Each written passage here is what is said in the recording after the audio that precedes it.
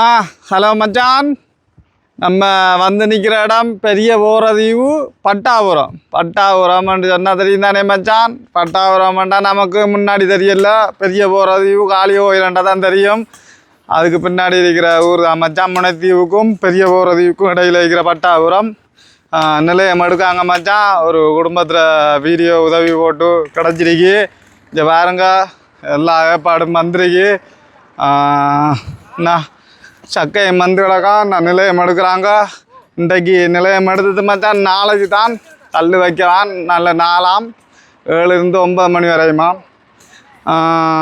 பரவாயில்ல மச்சான், வீடியோ போட்டதுக்கு.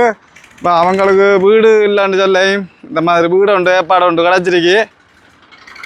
பார்ப்போம். இந்த நிலையமெல்லாம் அடுபடுது. இப்போ 2.5 மண்டபம், கிச்சன், ஒரு டாய்லெட், அதுக்கேற்ற மாதிரி ஏற்பாடு உண்டு பண்ணி கொண்டிருக்கிற மச்சான்.